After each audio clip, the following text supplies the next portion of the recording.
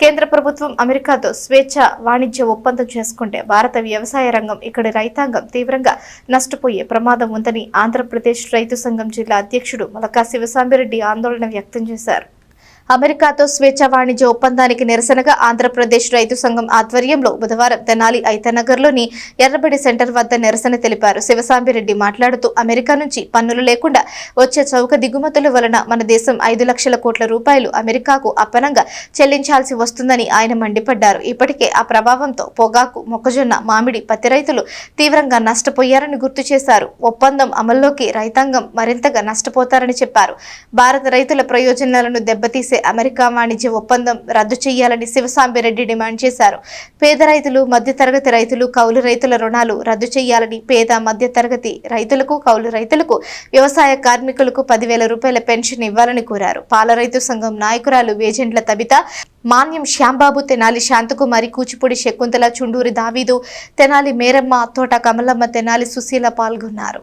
మోడీ గారు America president ట్రంప్తో వ్యవసాయ ఒప్పందం చేసుకోవటం అనేది జరిగితే ఇవాళ దేశంలో ఉన్న కోట్లాది మంది రైతులు కూడా ఇబ్బంది పడే పరిస్థితి. దాదాపు 8 కోట్ల మంది పాల రైతులు పాడి మీద జీవనం సాగిస్తున్నారు. ఇవాళ అమెరికా నుంచి పాలు, పెరుగు, అట్లాగే మొక్కజొన్నలు, సోయాబీన్, పత్తి ఇటువంటి అన్నీ కూడా దిగుమతి అయితే ఇక భారతదేశంలో వ్యవసాయ రంగం అనేది ఉండే పరిస్థితి లేకుండా పోతుంది. దీన్ని ఆంధ్రప్రదేశ్ రైతు సంఘం, పాల రైతుల సంఘం తీవ్రంగా వ్యతిరేకిస్తుంది. ఈ ఒప్పందాన్ని రద్దు చేయాలి అని కూడా నిరసన తెలియజేస్తూ ఈరోజు తెనాలి ఐతానగర్లో ఈ కార్యక్రమం చేపట్టడం జరిగింది. ఇవాళ 100-90% మంది డెల్టా ప్రాంతంలో వ్యవసాయం మీద, కౌలు వ్యవసాయం మీద జీవనం సాగిస్తున్నారు. అట్లాగే పాడి పంట 2 రైతులకి 2 కళ్ళు లాంటివి. అటువంటి పాడిని కూడా దెబ్బతీసే విధంగా ఇవాళ ఈ ఒప్పందం జరిగేట్లయితే దాదాపు 8 కోట్ల మంది పాడి రైతులు కూడా ఇబ్బంది పడే పరిస్థితి ఉంది. ఎక్కడో అమెరికాలోనో, బెంగళూరులోనో, హైదరాబాద్లో ఉండే భూ యజమాని ఆయన ఓటీపీ చెప్పకపోతే ఇది ఆగిపోతుంది.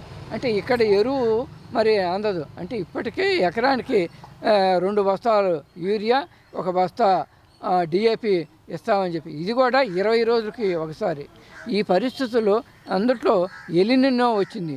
ఈ పరిస్థితుల్లో రైతాంగం అంతా కూడా విత్తనాలు వేశారు, నీళ్ళు అందట్ల, పైన వర్షాలు లేవు.